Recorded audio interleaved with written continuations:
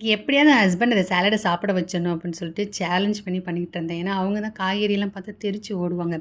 ஆரம்பமே அமர்க்களமா இருந்ததே, இந்த ஆலிவ் ஆயில ஃப்ரிட்ஜுக்குள்ள வச்சிருக்கனால அப்படியே அடக்கலம் ஆயிருச்சு. அத 5 நிமிஷம் செலவிட்டு, அடப்பெடுத்து, அப்புறம் ஊத்தி அப்பலாம் செய்ய ஆரம்பிச்சேன். முதல்ல ஆலிவ் ஆயில வந்துட்டு இந்த மாரி பேன்ல ஊத்திக்கோங்க. அப்புறம் காய்கறி போட்டு உப்பு சேர்த்து சாட்டேட் பண்ணிடணும். இப்போ வந்துட்டு ஒரு சின்ன பவுல் எடுத்துக்கோங்க. முக்கியமா அந்த பேசில் லீஃப்லாம் ஸ்கிப் பண்ணிடாதீங்க. அது வாசனையே ரொம்ப நல்லாயிருக்கும். அது கண்டிப்பா ஆட் பண்ணிக்கோங்க. எல்லா சாஸையும் போட்டுக்கணும். வினிகர் போட்டுக்கணும்.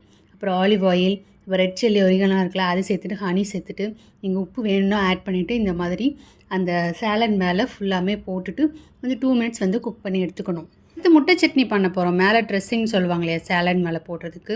அதுதான். இதுக்கு பூண்டு, வரமிளகா, வெங்காயம், தக்காளி இந்த மாதிரி முட்டையை அவிய வச்சு உப்பு போட்டு பிளெண்ட் பண்ணி எடுத்தால் சட்னி ரெடி ஆயிடும். இது மேலே போட்டு சாப்பிட்லாம், தொட்டு சாப்பிட்லாம், எப்படி வேணால் சாப்பிட்லாம். அடிப்பொலியாக இருக்கும் காம்பினேஷன். எல்லாமே சேலட்லாம் சாப்பிட வச்சாச்சு. சாப்பிட்டுட்டு நல்லாயிருக்குன்னு சொல்லிட்டாங்க. அவன் இது எப்படி காணும், நீ எப்படி வந்துட்டு நைட் சாப்பாடு செய்வ அப்படின்னு கேட்டுட்டாங்க. ரொம்ப மனசு கஷ்டமாயிடுச்சு.